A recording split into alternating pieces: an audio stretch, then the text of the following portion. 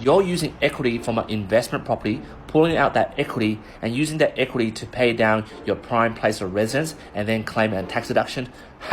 You're in big trouble. Right now, the Australian Tax Office, the ATO, is forcing banks to hand over landlord data in investment property crackdown. Because based on this article by The Guardian, banks will be compelled by the government, the ATO, to hand over 1.7 million landlords' data, which includes transaction details, tax returns from their accountants, to crack down on $1.3 billion in revenue loss due to investment property claims. This means the interest deductions that you claim during negative gearing from your investment property, but the purpose was to pay down your PPOR, but then you didn't tell the ATO about that. They're going to do an audit on all that data and trace it down to the root cause on how you fraudulently claim a tax deduction which you shouldn't be claiming. It says it in this article, including rental property loan interest to reduce income and negatively geared property. Now, according to a sample data conducted in 2020 to 21, the ATO, the federal government, is missing out on $9 billion of tax revenue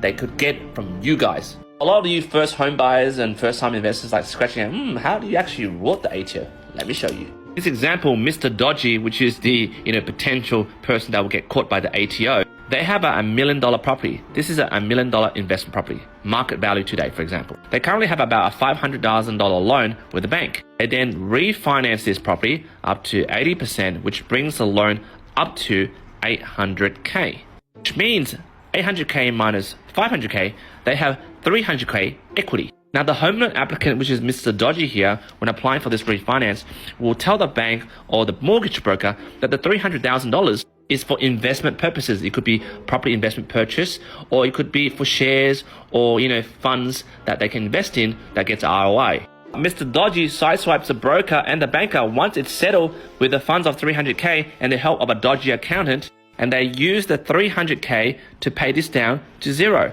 So this property is unencumbered. You might be wondering, well, where did the PPOR come from? This is assuming Mr. Dodgy has an owner-occupied property, which is the prime place of residence. And I'm just assuming that he had a $300,000 home loan. And then I'm just making the math simple by, getting $300,000 from cash out to pay down the $300,000 loan to zero.